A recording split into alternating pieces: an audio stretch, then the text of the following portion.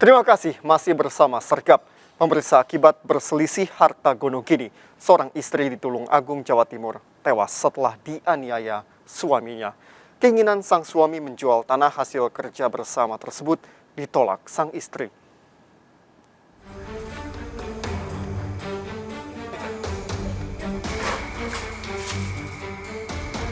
Warga Rejotangan, Tulung Agung, Jawa Timur dikejutkan dengan peristiwa penganiayaan hingga menyebabkan Robiah 65 tahun tewas di tangan suaminya Tanuri 74 tahun.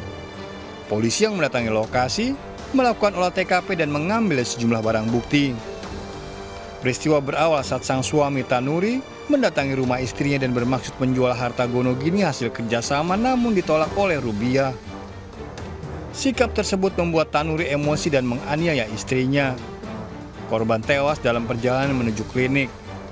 7 tahun terakhir, pasangan suami istri lanjut usia ini telah pisah ranjang.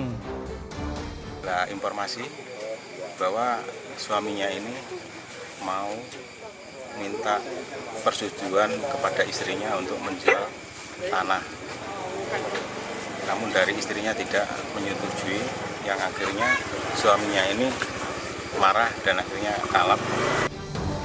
Pasangan suami istri ini sering terlibat cekcok perkara tanah gonogini. Upaya mediasi pernah dilakukan pihak pemerintah desa setempat.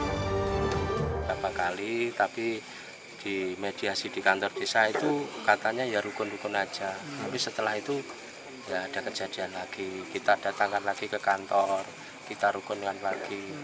Ya begitu, sampai saat ini gitu kita tidak tahu. Tadi anaknya yang pertama itu datang ke rumah saya juga melaporkan, tapi sampai sini tadi sudah parah. Kasusnya dalam penyelidikan Polsek Rejotangan. Dari Tulung Agung, Jawa Timur, Anang Agus Faisal melaporkan.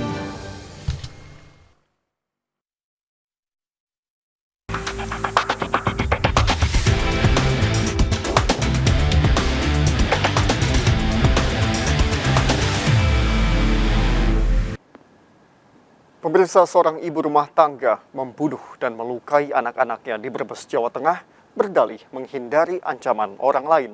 Pelaku khawatir anak-anaknya akan dirundung karena orang tuanya tak mampu mencukupi kebutuhan ekonomi. Suami yang diharapkan memberi kasih sayang harus terpisah karena pekerjaan.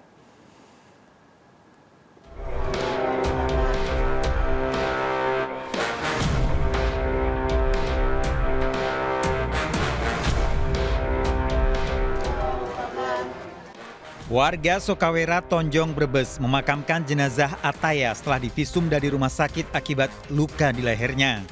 Bocah perempuan berusia 7 tahun ini tewas setelah dianiaya Sukanti, ibu kandungnya. 2 saudara Ataya juga dianiaya Sukanti dengan senjata tajam, namun berhasil lolos dari pembunuhan. Padahal selama 10 tahun mengasuh 3 anaknya, Kanti dikenal sangat penyayang dan melindungi. Jadi enggak bergaul, enggak di dalam rumah, jadi kamar. Sering curhat, mungkin ada masalah Pak? Udah lama enggak, soalnya itu tadi sama adiknya.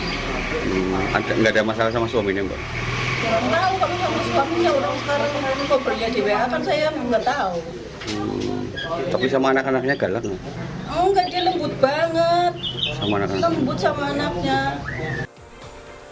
Pembunuhan dilakukan Kanti pagi hari saat warga usai menjalankan ibadah sholat subuh. Selesai itu, anak-anaknya nangis, jerit-jerit. Jerit terus aneh. Aku datengin anak apa itu. Dibuka, keren-keren anak kan, buka. Orang bisa-bisa akhirnya ikut alu, harus ngeluputin. Pan ngodrojo grendelenya tadi orang bisa akhirnya tak penunjukan di kayune, nah bolong. Nah konyong hinggung ke bocah dikati. Tapi dewe kayak nggak terus bingung terusan yang si Sahine wis jerit-jerit. Kanti di rumah ditemani Hamidah, bibinya. Mendengar teriakan dan keributan, warga berlarian mendatangi rumah Kanti.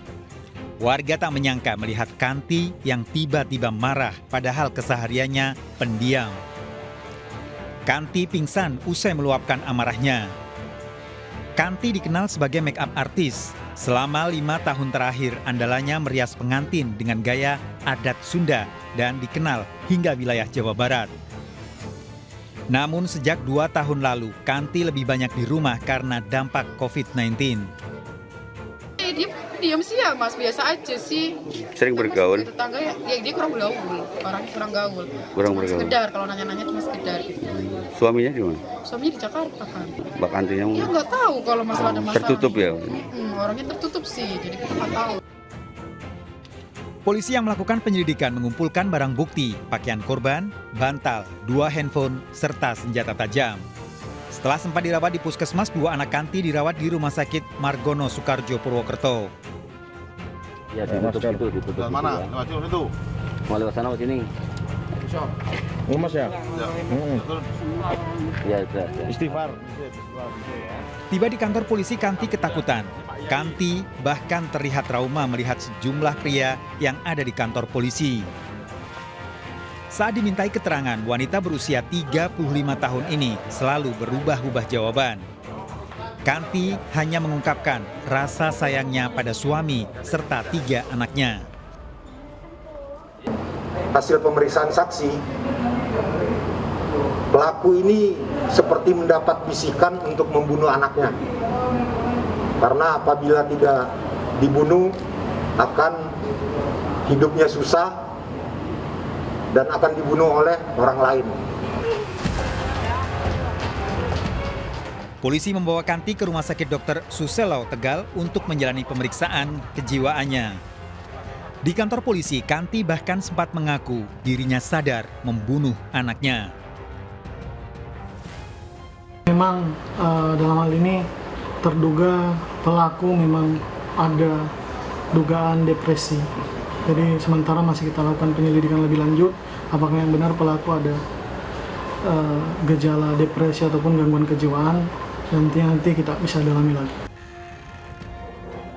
Setelah menjalani rangkaian pemeriksaan kejiwaan awal, menurut tim dokter yang menangani, Kanti bisa menjawab semua pertanyaan. Pasien bisa menjawab dengan baik, menjawab sesuai dengan pertanyaan, tetapi untuk pertanyaan-pertanyaan tertentu tampaknya pasien belum mau menjawab dengan alasan dia sudah lelah menjawab pertanyaan-pertanyaan tersebut. Jadi saya lebih ke arah mengenal watak atau kepribadian dasar dari pasien dulu, seperti apa latar belakang kehidupannya, seperti apa latar belakang keluarganya. Tim dokter Rumah Sakit Umum Daerah Dr. Suselo mencatat ketakutan yang dialami Kanti. Ada sepertinya ketakutan bila ketemu orang, terutama kalau ketemu laki-laki.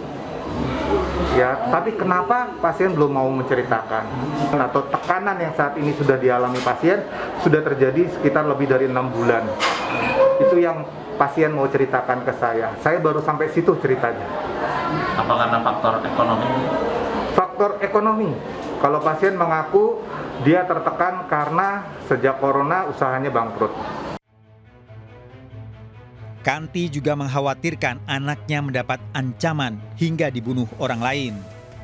Kanti mengaku sejak kecil dikurung dan dikucilkan keluarga, mengharapkan perlindungan dan kasih sayang suaminya. Namun sejak berumah tangga, suaminya bekerja di Jakarta sebagai karyawan kontrak sehingga harus terpisah. Saat suami habis kontrak kerja, Kanti selalu khawatir. Pelaku seorang make-up artis dikenal perias pengantin dengan gaya khas Sunda yang dikenal hingga luar daerah. Sejak pandemi COVID-19, Kanti nyaris tidak mendapatkan penghasilan karena larangan penyelenggaraan hajatan. Kanti merasa tidak bisa membahagiakan anak-anaknya. Terbukti pelaku ini dalam keadaan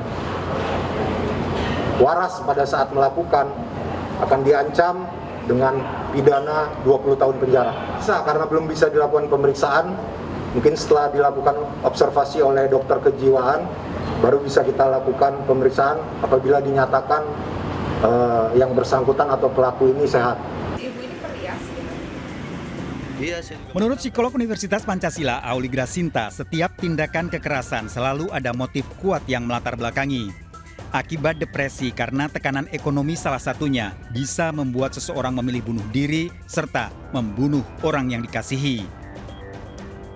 termasuk yang dilakukan Sukanti, menganiaya dan membunuh anaknya menjadi pilihan menyelesaikan permasalahan.